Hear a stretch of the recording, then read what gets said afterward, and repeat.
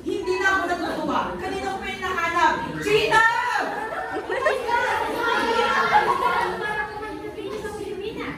The Filipinos, my fellow countrymen, they're releasing for my return.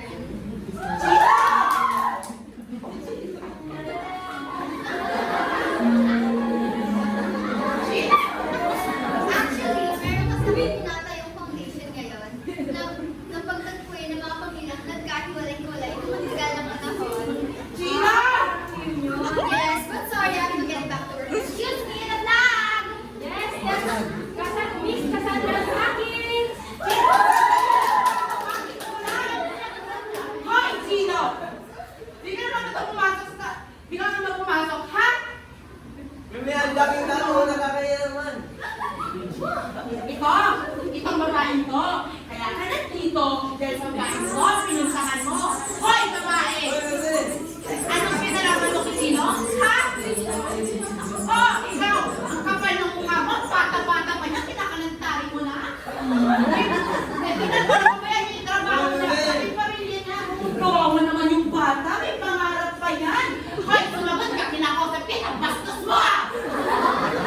Asa sa kanya ay hindi kita masagot kasi sa mga batas namin magaganda ay hindi kami pumapatag sa mga pangit na katulad mo. Ay, pangit! Wow! Hiyang-hiya! Nakapangit naman sa amin, bakit sa kanya? Eh, ano naman maganda ka? Ikaw ang tatandaan mo. Pareho lang naman tayo mga tao. Ano bang pinagkaiba natin? Ano bang lamang mo? Actually, meron. Marami. Kaming magaganda. Pag nakakulong sa bahay, ang tawag doon, beauty rest. Kayong mga pangit, pag nakakulong sa bahay, ang tawag doon, house arrest. Wow! Hiyang-hiya! Kayo naman, ano ba?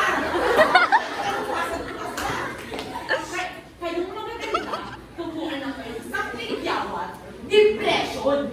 Kaming mga pangit, kahit tuwan ng maraming tigyawan, celebration! Kami magaganda para ma-maintain ang freshness namin. Ang kailangan namin, vitamin. Eh kayong mga pangit, ang kailangan nyo, formalin. Wow! Hiyang-hiya! Nakakadilig kayo mga pangit kayo. At siyempre kasi karoteros. Hoy! Hindi business! Ang tawag dyan, business. Nakikita mo dati isa lang yan. Ngayon, madami na. O diba? Gusto mo ng franchise? May tama dyan, nakakaya. Wala naman siya kasalanan dito. Hindi ko nga siya kilala eh. Kaya miss ko sa niya.